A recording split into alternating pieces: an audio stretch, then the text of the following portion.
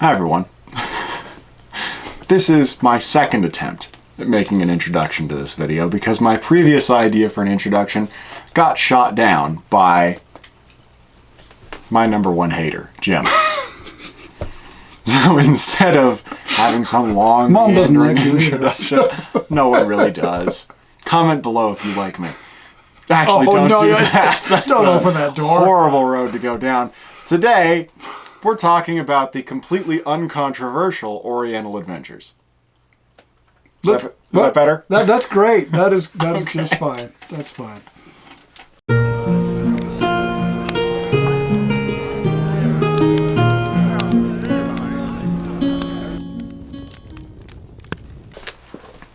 That's right, gang. It's Oriental Adventures. We're actually very, very excited to talk about this. I think that this is the only Advanced Dungeons & Dragons First Edition book that we have not made a video on. Am I correct in that assumption? You might be. With the exception of, we haven't done one on the second Monster Manual 2. I don't think we've done that. We did Fiend Folio, I think. We did Unearthed Arcana. Deities, Unearthed Arcana. They're all over here. Yeah, that's why we're looking over here. No, I think this is the only one we haven't done. I think this might be the last one, because, yeah, we did Manual of the Planes, too. So, I actually just read this for the first time. I had never read it before. I've had the book for a long time, but I've never gone through and read it. It's an interesting read. Wouldn't you agree? I love it. I really do. It's, to me, there's a... Okay, a little bit of backstory just first. Sure. One of the things that early in the days of D&D, the idea of exposing people to a range of different mythical backgrounds and cultures, a lot of that came to a head with the Deities and Demigods book. I mean, primarily D&D is Northern European medieval culture. That's what it's based on. But the people who designed D&D back in the day, they had a really wide range of interests. And that does come out in the Deities and Demigods book. But I think that Oriental Adventures is Gary Gygax's way, along with some of the other folks. I think Zeb Cook is part of this. There are a number of different people who had, as I say, wide-ranging interests. And at that time, in the 1970s, Asian culture was in the you could see it in television shows, you could see it in movies. And I think that they were a part of that as well. And I think that Oriental Adventures is something where they were fascinated by Asian culture. And I think this was an attempt to expand D&D beyond that Northern European feel and allow for some other cultural insight into potential fantasy campaigns and fantasy locations. And I think that Oriental Adventures is kind of an outlier in terms of D&D books, because there's really... With at least the original production. This isn't the case with any of the following editions, but it's very much self-contained. And they make a point of kind of saying that Oriental several Adventures times. is self-contained. Oriental Adventures is very self-contained, yeah. And they really make a point of mentioning that throughout the writing as they're going through it, that this doesn't have a lot to do with the other manuals. They do say a few times that there are like monsters and spells you can take from... the standard books, advanced D&D books, and you can incorporate them in here. But they also are very firm about saying that there is a division between things like weapons and armor and the culture of, again, the standard, the rest of AD&D and Oriental Adventures. So it's a very self-contained experience that has pretty much everything you would find in the other books. Not quite as widespread or as many spells, items, monsters, classes, whatever it might be.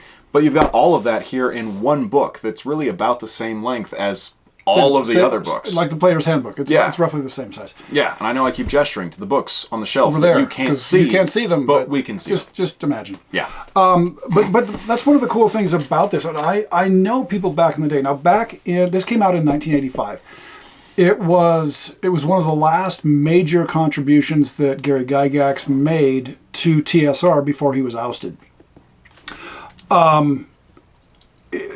So it was the most popular book created by TSR in 1985.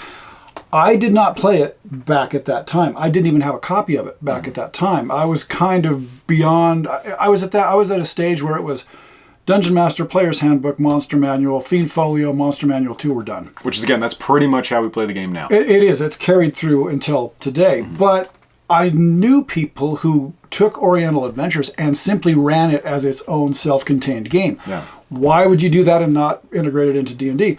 Because it's cool on its own. It's got, they take the archetype of the samurai, they take ninjas, they take the Yakuza, they take a variety of things from Asian culture. So then they specifically talk about using Chinese, Japanese, Mongolian, and Filipino cultural types to create Oriental Adventures. And so if that was your interest back in the day, there was really no reason to try and combine it with AD&D. You could just jump in and have an imaginary Oriental Asian style adventure back then, and you didn't need D&D one way or the other. And it is really well self-contained. Mm-hmm. Now, again, I never played it back in the day, but I have come to appreciate it since then. Yeah. And I have picked it up and put it into my campaign. If you go to a certain part of the world that I created over the past however many decades, you can find yourself in not in the fantastical location that they created for Oriental Adventures, but you can find Oriental Adventures stuff in my campaign if you go to the right portion of my world. No one has ever been there. No, his world, it's important to note, is huge enough that, I mean, I've been playing in his world for 12 years. At least. If not more at this point, and I have never encountered, neither have any of his friends that he's been playing with for 4 decades at this point. Yeah. But it was a neat thing, and I don't believe that I would have gone on and had a huge Asian influence, an Asian mythological, is this definitely, Asian reality? No, it's not. This is something that people have just taken bits and pieces from Asian cultures and threaded together to make a fantasy campaign. Would I have done that in my own campaign? Probably not. This was the shortcut to doing it, but it is a very well done shortcut. And there are things in this that I really wish I had paid more attention to back in the day, because I would have taken some of the elements in Oriental Adventures, not that they are related to Asian culture, but the concepts, I would have actually put them into my campaign back in the day had I paid closer attention to what was going on back in 1985. And we're going to talk about some of those over the course of this video. So basically all we're planning on doing is just kind of, you have a lot of things marked out. There are some things that I want to talk about. We're just going to kind of go through some different portions of the book that we think are interesting or cool, and we're going to talk to you about them. Before we get too deep into that, I will say it is difficult to find copies of this. This is one of the rarer books. They have actually... Have you found a bunch recently? I have found a bunch recently, but back when we were looking for them, we were trying to get another copy for Alexander to have the complete AD&D set. They were really hard to find. But then recently, I have seen no end on eBay. And really? They're actually not that expensive. We're looking at $40-$50 a piece in some cases. I take it back. So they're pretty easy to find. Yeah, but you're right. Back when we were looking for yours, they were really difficult to find. But let's get started. Let's dive into this book. Let's take a look at Oriental Adventures. Where do you want to start? I think it's worth noting that they do... This book is weird because it's a combination of pretty much all of the other books in D&D. So they do start out with just a creating the player character section. And it follows pretty much an AD&D character creation. So you've got your character abilities, dexterity, constitution, intelligence, wisdom, all that. They do, however... Go ahead. They do, however, include comeliness. Which I think is kind of cool. And comeliness is mentioned in other places with D&D, but it seems to have, they seem to be trying to make it more, give it some more emphasis in Oriental Adventures than they did in other AD&D and D&D areas. And I think the reason for that is because, let me just quickly read their description for comeliness. Comeliness reflects physical attractiveness, social grace, and personal beauty. So I think that's the reason that they're giving it a little more emphasis, is because of that social grace, and we'll get more into that a little bit more the further we go into the book. But it is kind of, they have descriptions of basically all the different levels of comeliness you can have and how they'll impact your character, which is a neat detail that I wasn't expecting. Yeah. Go ahead. Character classes and races. There are a number of different classes that you can have. There are barbarians. The Bushi are professional soldiers from all ranks of society. The Kensei, martial artists in the purest sense. There are monks, there are ninjas, there are samurai. Shukenja, Sohei, Wujen, and Yakuza. The Wujen are sorcerers and magicians. The Sohei are warrior priests. The Shukenja are wandering holy men. So there's kind of there's a parallel in large form to AD&D. You have different warriors and clerics and wizards and so on. So they kind of just transport that straight over. But there are major differences. We're not going to get into those major differences, but just know that there are differences between those two, between the two styles of play, the AD&D and the Oriental Adventures AD&D. Mentioned here, there are also the races that we can just quickly go through. There are fewer races in Oriental Adventures than there are in the rest of AD&D. You can be a human, you can be a, pardon my pronunciation for some of these things, a Hengeyokai. Hengeyokai? Yeah, which is an intelligent animals which can assume human form. A Korobokuru, small hairy men that live in remote wilderness. They're basically like dwarves. Yeah. And the spirit folk, which I think are actually pretty cool. Yeah. They appear human, but their ancestry includes various spirits of nature. They are closely attuned to nature and natural forces. Those ones are pretty interesting. And those different spirit folk, there are 3 different types of spirit folk. There are the bamboo spirit folk, there are the river spirit folk, and there are the sea spirit folk. All with different variations where and they live abilities, but there's things they can do. But they're pretty cool. Yeah. But yeah, that's it. So they do have some different races, but they're just a little more limited in this. The classes, we won't be going into all the classes and all the different things that you can do. So the samurai have certain abilities, the bushi have various abilities, the barbarians have various abilities. But just think the same type of thing with, say, a warrior in AD&D. You might have a paladin, you might have a ranger, you might have a cavalier, any one of a number of different things. The same kind of concept applies. The one thing that was interesting that I did want to mention is with the ninja class, it's not an independent character class. You can't just be a ninja, you have to be something else and then kind of dual class with it, but it just gives you some more opportunities. But there are some opportunities and skills of things you can do, but there are requirements you have to meet socially, honor-wise, and we'll talk about that more in a minute, before you can actually get into dual classing into that. But I think that you have to be a non-ninja class because you can't let anybody know that you're a ninja. You have to be secretive about it. And there's actually some pretty detrimental things that can happen if people do find out that you are a ninja that are written into the rule set, which is cool. What did you have next? I jumped from there straight to families, clans, and caste. That's fine with me. Yeah, there's nothing too crazy with this. There are only 2 classes that are really heavy into being a magic user, but they're pretty similar to the rest of the game. So now this is where things really started to get interesting to me, because what they did with this was they made your connection to your family, your connection to your clan, and your status in your caste, they made that a really important part of this game. Yeah. And that's one of the things that I wish I had paid more attention to back in the day, because when you think about it, when you think of Northern European medieval culture, especially the year 500 to say the year 1200. History guy over here. Sorry. Your connection with your community was extremely important. And if you did not have connections with your village, with your family, you were an outcast and you had a really difficult time of it. And I've never really reflected that too deeply in my campaign, and I wish that I had come across this and done that earlier on. And the social hierarchy in pretty much all of these settings, Oriental Adventures or otherwise, is very rigid. And that's something that I know we've never really done in D&D, but that was, even historically, like he was saying, the case in Western Europe. Like, social status was still important and played a pretty significant role in how people lived their lives. Right, and I think that going along with that is, and we're going to get into that here in just a second, that concept of your responsibility toward other people who are that might have been above you in the social hierarchy. You may have had responsibilities to them, they had responsibilities toward you.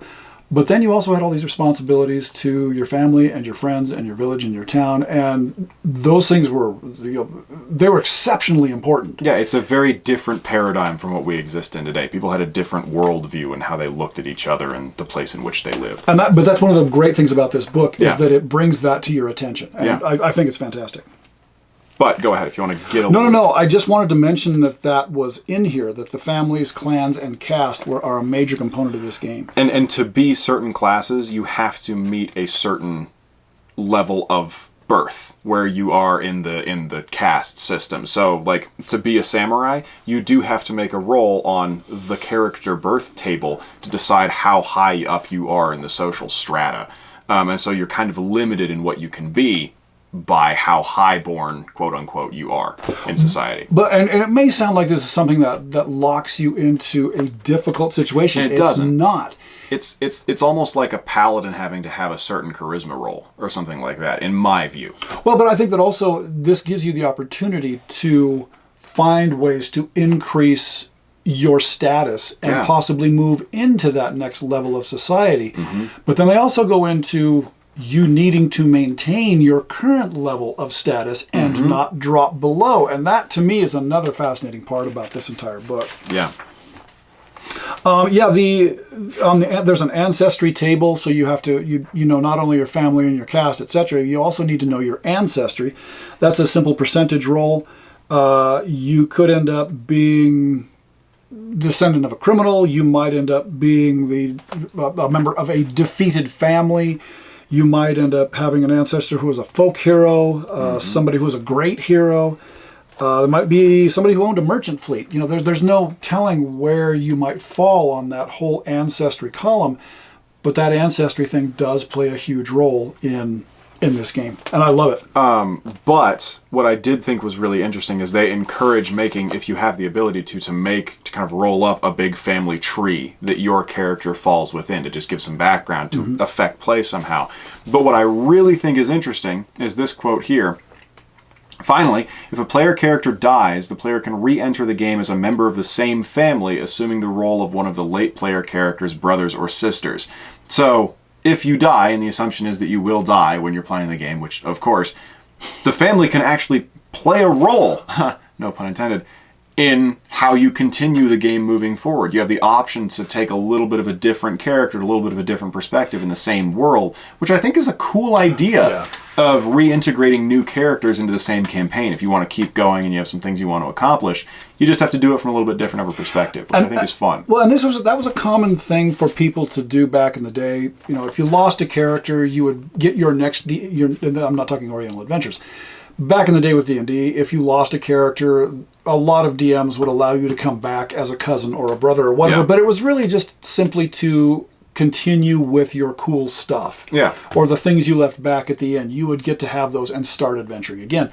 This takes that up a notch. I just like that it's written into the book. It's cool. But I know that you are very excited about honor. I'm very excited about the honor chapter, and this plays a huge role in, like I say, a huge role in the role playing.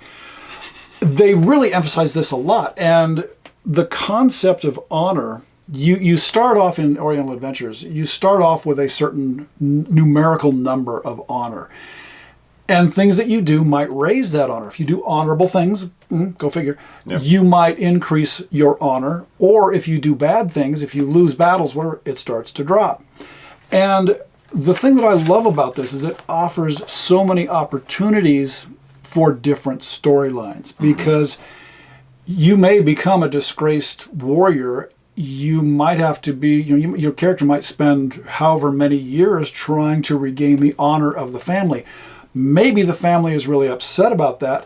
The only way to maintain the family's honor is for them to hire a ninja to come and kill you. There are so many different things that could be woven into this concept of strong honor. You must maintain honor. Yeah. I just think the story opportunities for it are endless. Oh, absolutely. As far as this is concerned. And no other D&D book that I've come across focuses on it to this extent. And in where they're talking about honor, they have the breakdown of what the plus minus values are for different actions. So they have a table for all characters. Just as an example, if you fulfill an oath, any character that does that, you get 2 honor points. And we're talking, they're usually in the like 0 to 100-ish is probably where you're going to reside for the most part. Yeah, I don't think you can go over 100. I think that's your might maximum. Be the maximum. I don't remember. I'd have to reread it. Yeah, but if you break an oath, you're going to always lose 4 points, no matter what character you are. But they also have more class-specific tables for certain things based off of whatever your job is within society. So if you're a samurai and you lead a victorious force in battle, you're going to get 3 honor points. But if you flee a fight, you're going to lose 10 honor points. If you go into debt, you lose 3 honor points. Yeah. Honor points. If you're a ninja and your true identity is discovered, you're going to lose 30 honor points. So it's a really, really big deal, and you don't want that to happen. No, but I can see how some people would say, well, this is really limiting in terms of what your character can or cannot do.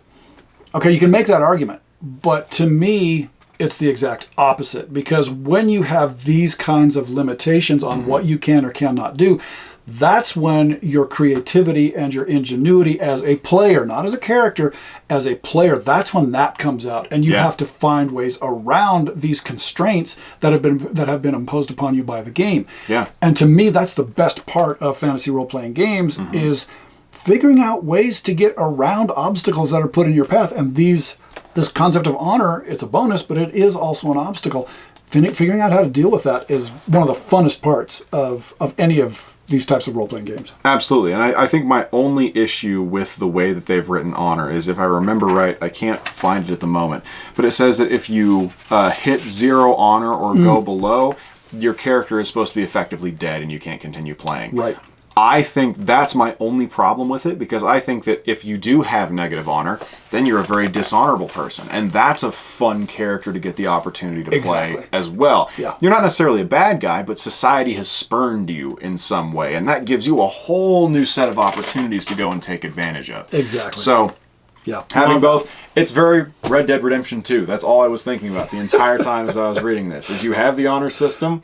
Being honorable will affect you differently. Being dishonorable will affect you differently. So I just think it's kind of cool. Well, and I think that, going with that whole Red Dead Redemption equation, people are going to react to you differently depending on your honor. So as and people are going to know you, and if you're in a certain part of they have a fantasy location that this all takes place in. Yeah. But as you're making your way through this, people are going to know he's an honorable person. Oh, he's a dishonorable person, and everybody is going to react to you differently. Yeah. Which is going to make your goals and your aspirations either more difficult or easier depending on which direction you're going. Yeah. Again, it opens up so many different ways to play the game that I love this honor concept. Yeah, I think it's a cool thing. And I'm not saying that it could work in AD&D, in that Northern European medieval milieu, but I think that this is a bit more rigid, but I like it being this rigid. I probably would not go back in and try and reinstitute it newly in my campaign.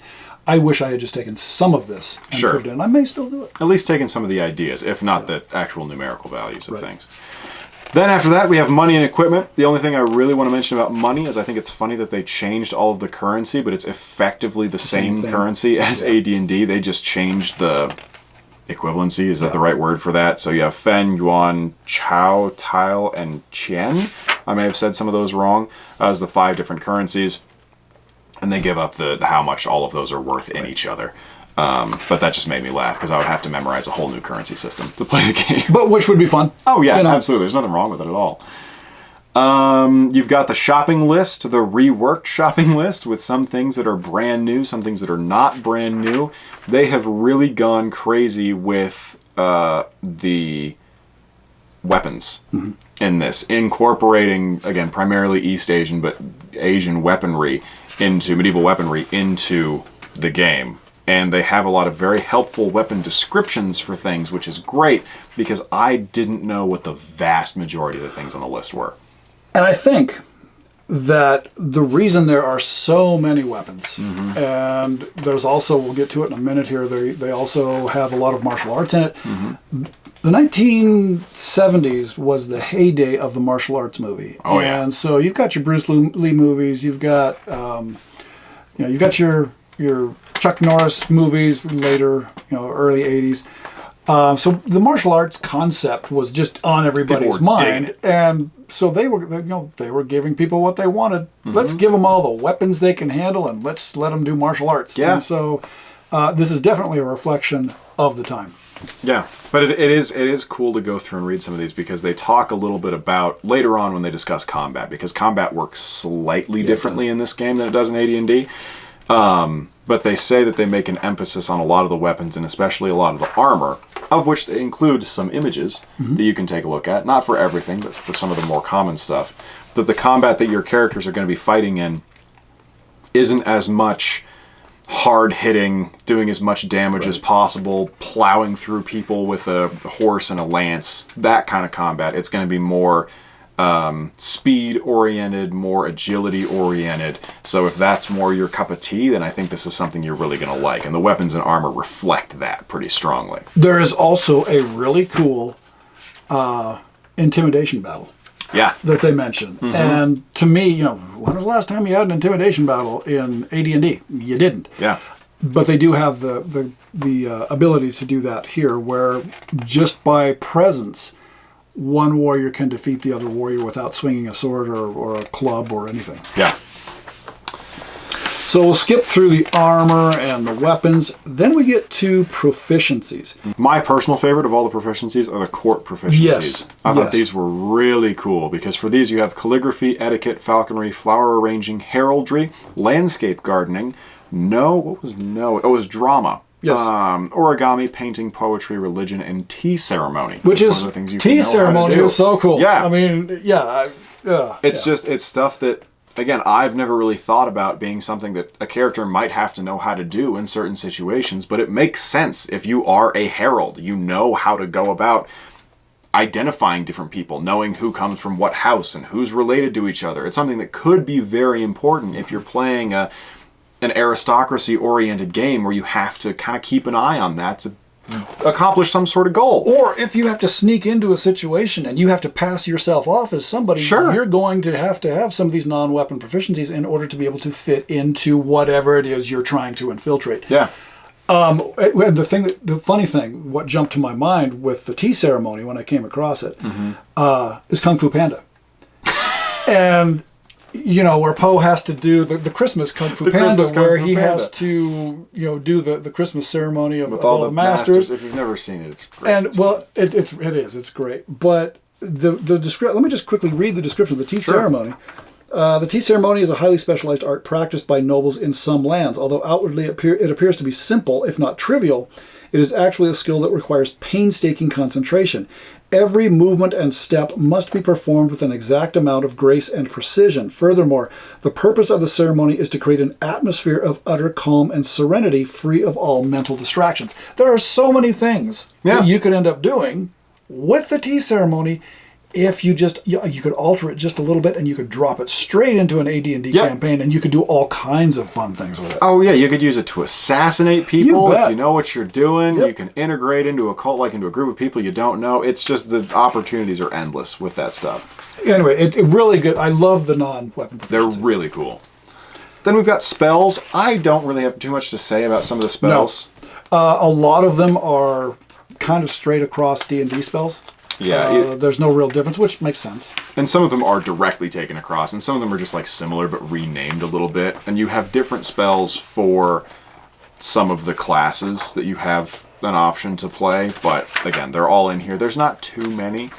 And some of them are cool. I like the divinity spells. Those are kind of fun. More scrying, stuff like that. Kind of that vibe of magic. But yeah, not too much there. Yeah, the spells... They're spells. Yeah. They're D&D spells. Then you get into the combat section. And the combat, I don't want to get into the extreme details of the combat, but there is a slight difference in it. But they do give you some other options. One of the things is missile fire from horseback, which, very Mongolian. Very cool. Why I've never really thought about integrating that. I just kind of ad hoc something together, and I probably will continue to do my ad hoc way rather than this. But the fact that it's here is great. Let's see. The psychic duel. Yes. The psychic duel is... I'll read their quick description here. Two fearsome samurai swagger into the dusty street, toe-to-toe. They glare menacingly at each other. The buzzing of flies is the only sound to break the silence. Each stands impassive, unflinching. Sweat runnels down their mustaches. Then, finally, one of the two makes a sudden move. With a quick bob of his head, he bows to the other. So defeated, he turns and tries to lose himself in the gathering crowd. The other grins broadly. He has won the battle without even touching his sword. This duel of intimidation, to me, is great because it's something that would have happened. Sure. Not in just Asian cultures, but in cultures around the world. And animals interacting. Like, Exactly. this happens all the time. You bet. It's very... Right. Yeah. That's exactly what it is, yeah. So the psychic duel I thought was really good. It's a neat addition.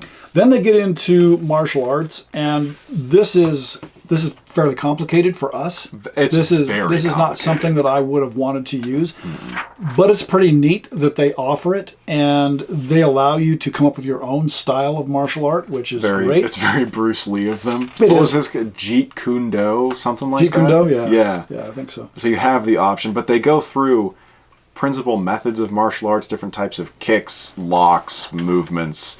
They really get into detail with some of this stuff, which isn't something that it would slow down the game a lot, I think, if you I think use so. all of I it. mean, they even get into hard style martial arts, soft style martial arts, and combination style martial arts, which, that triples everything right there. So, it's neat. Cool that it's there. It's good stuff. It's just not something we would use. Yeah, not at all. But then they do get into mental and physical training for your martial arts. So they talk about meditation, and they talk about mental resistance, blind fighting. Again, a lot of stuff taken straight out of martial arts movies from the 1970s. Yeah. But still cool nonetheless. It's neat to have it in there. I did like, if you're done with martial arts, I did like the events and encounters. I thought this was kind of cool. They really went into detail where they created a new calendar specifically for Oriental Adventures. They created yearly events of different things that can happen over the course of a year. You've got an ambassador comes to town, assassination of a lord, birth of someone important, there's a comet that stays in the sky for a while, stuff like that, things that can just happen in whatever world you're in. Which I think could be used in anything. Oh, yeah. That's an across-the-board kind of thing. Monthly events, there could be bandit activity, excessive taxes, there could be a big fire, a haunting, which I thought was fun. Natural disasters like bad harvests, earthquakes, more flooding, fires, stuff like that. Accidents, marriages of important people, famous person comes to town, all kinds of stuff just to make the job of figuring something out interesting to happen as the DM a little bit easier. And they go into actually a lot of detail describing what each one of these things might be. It goes on for minor earthquake, quite they a give while. you details on that. Major battle, they give you details on that. But again, it's good stuff. That's good stuff. They have daily events too. You get the idea. Won't go too deep into that. Monsters. Then we move to monsters, and there's some stuff in the monsters that I love. Really funny. There aren't... The monster section is not huge. Maybe 12 pages? About 12. 10 or 12, something like that. It's not very About many, around put 10. it that way. Yeah. But some of the things that I love about these, I'll start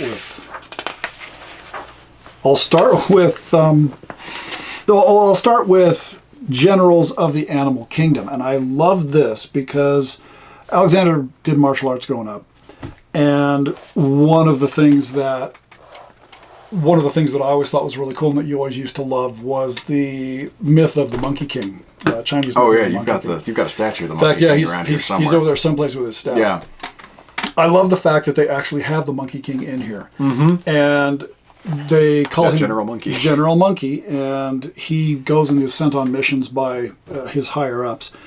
But to me, it's just really cool that they have included that kind of thing in here. If you know anything about the Chinese martial arts, and the mythology behind it, the mythology attached to it, I guess is a better way of saying it. The Monkey King is an extremely important component of that. Yep. I love the fact that he's in here. Yeah. The other thing that I love about this... As soon as I got here today, he was talking about this one, which is funny. They have creatures in here called Gargantua. Before we say what they are, take a moment and comment down below what you think this is going to be. The Gargantua are I bet you'll get it right. I bet you will too. Okay, you've done your back and you've Well done done. everything. Thank you. Welcome back. let me read the human gargantua. Should we start there? Sure. The humanoid gargantua. Humanoid gargantua. These gargantua are the least intelligent of their kind. I think they're actually the most intelligent, but that's just a personal preference. That's just you. They stand 80 to 100 feet tall and are sometimes covered with fur. They have no language of their own, but are able to comprehend the meanings of other languages 25% of the time. This is because they have a strong empathy for human emotions. The humanoid gargantua attacks with its 2 fists for 4d10 points of damage each. In addition, the beast can trample any who come underfoot, causing 10 to 100 points of damage. The humanoid gargantua lives in jagged remote mountains or tiny islands far out in the sea. Now we'll leave you with that for a second. Just think about what it could be. Go ahead and read the reptilian gargantua. These creatures are gigantic, often bipedal reptiles. Their size is truly magnificent, towering above all other creatures. Although unable to speak, these creatures possess a simple empathy and can sense the emotions and desires of other creatures. In combat, they attack with their front claws and their bite. If moving upright, they are able to trample for 10d10 points of damage. Finally, they sweep the ground behind them with their tail, 90 feet to either side. Any creature in this area of effect must make a successful saving throw versus death or suffer 8d10 points of damage. Reptilian gargantua are found most often on tropical islands far out at sea. Since they can swim, this does not serve to isolate them from the rest of the world. Fortunately, gargantua are rare and seldom bother humans. When they do appear, their arrival is often treated as a national or at least regional emergency, and every resource is mobilized to ensure their riddance. I love this. This is so fun. And there is also an insectoid gargantua in the middle, which we did not read, but I think that also may be inspired by something. Oh, no doubt. No doubt. It's just Godzilla and King Kong. And for any of you who used to watch Japanese monster movies from the 1960s, 1960s into the 70s. Onward. Well, here you go. Yeah. You could, if you want to integrate them into your campaign, you have the chance to do so. And it is just funny that they went through and actually wrote everything out to incorporate them in, if you're interested. Because I'm sure that as soon as some people bought this book, especially during the time period when these were extremely popular, I wonder if they've got Godzilla. I wonder how I can incorporate that in somehow. So, it's just cool. I like that that's included. But, a lot of the monsters that are in here, they are very much inspired by different Asian, again, mostly East Asian mythologies, which is cool. And finally, the final thing that they have in here after you get past the rather short treasure and monsters. Treasure is really very short, actually. There's not that much, and a couple of weapons as well, but again, they're just magical versions of the new weapons they created for this. Oriental Adventures is supposed to take place in a land called Karatur. And they give a description of Karatur, the geography, the population, the different countries that exist there. They've got 4 countries that are all different in some capacity. And so, that's kind of an interesting thing to have there. I did not take this and put it into my campaign. I mean, I've got my own stuff that I've created for it. But they even go into daily life in Karatur and how people have to live and how they have to act and, how the different social strata affect their daily lives. What kind of food they eat, what kind of food they eat, how they dress, etc., etc. It's not overdone, but there's a fair bit in there to kind of kickstart your imagination if that's something that you need in this. Yeah. Finally, go ahead. No, go ahead. I was just going to say the same thing. Finally, they wrap up with some maps that, they're not anything special. Reception hall of a minor daimyo. Peasant Minka house, town inn and house. There is a temple, main floor and terraces. Nothing special. And then it ends up at the very back. There's a bibliography for all the places that they gathered their information from. Which I thought was interesting that this is included in here. But it allows you, like so many things in the early AD&D stuff and the early D&D stuff, it gives you the opportunity to go and do some research on your own and find out more about it. And that's one of the things that I love about these early books, is that they serve to inspire you to go out and find out things for yourself. Learn more about the world. And then they include a family chart. Yep. At the very back that you can photocopy, and you can fill out your family and your ancestors and make sure that your family and your social status and your class are down on paper. And that's Oriental Adventures. I like it. I think it's a pretty cool game. Really like it. There's a whole lot of stuff in here that even if you aren't going to use it in this kind of Oriental, this East Asian and Flavored. General Asian setting, there's a lot of cool stuff in here. Things like honor and some of the abilities that I think you can incorporate into whatever game you're already playing or whatever world you already have. I think it's great. I really have no qualms with it. No, I've really enjoyed it. I like I said, I wish that I had gotten more familiar with it way back. Yeah. But no, I think that there's some really creative concepts in here. The only problem that I would have with it is just that it's a little bit complicated in some areas. It's a little run-on. I think there are some things that the authors were just a bit more interested in. They were so passionate excited about it, and they were just like typing it all out, and then they left it all in when it didn't need to be as long as it did. But that's us. We play more minimalistic style anyway, so a lot of this stuff, some engineers I know probably would love this, but for us it doesn't quite fit. But again, the ideas that are inherent in this book it's really good stuff as far as we're concerned. Anyway, And go ahead. I think it is also cool in a world of fantasy, a paradigm of fantasy that is very traditionally, it's all based off Lord of the Rings, right? You go through Northern and it's European-ish just stuff. Northern European, Western fantasy. It is cool to have some other things being represented in a way, to have some other ideas, some other cultures be able to play a role, because there's cool stuff you can take from a loose interpretation of history all around the world that you can incorporate into your game. There's cool stuff to be found everywhere, as evidenced, again, by both this book and a lot of the stuff they put into the deities and demigods, / legends of and lore, depending on which edition you have. There's inspiration to be taken from everywhere, and I think that this is a cool example of that. And I can't wait for you guys to someday take your Lord of the Ringsy characters On a boat and end up here where I've incorporated Oriental Adventures, because it would be a fun thing to have that. Wait a minute, we don't do any of this stuff back home, and suddenly you find yourself in a new paradigm that's going to really kind of throw you for a loop. That could be a lot of fun adventures. cool role-playing opportunity. Yes, it is. So that's it. I know this is a bit of a longer video. I hope you've enjoyed it. If you're still here at the end, comment down below what you think about Oriental. If you've used it or played it, let us know. If you played it, if you have a book, what your thoughts are. Also, sign up for our newsletter. The first one is coming out very soon. In fact, by the time this ends up going up, it may have already been. The first edition may have been released. It's going to cover more of the same kinds of things. It's not very long. We will just be emailing you a PDF of the newsletter, but sign up for that at officialoldwarlock@gmail.com. The link will be in the description of the video. To our patrons, you guys are the best. If you're interested in signing up for Patreon, please do. The link for that will be in the description below. We have a new Kickstarter coming out Starting soon. Yeah, so keep your eyes open for that. Thank you to everyone who made the last one so successful. The new one is Expedition to the Forest of Moon. It should be very, very fun. We're very excited to share it with you guys. We think you will enjoy it quite a bit. But that's it. All I've got. I'm Jim. I'm Alex. Keep your sword on free. Bye-bye now.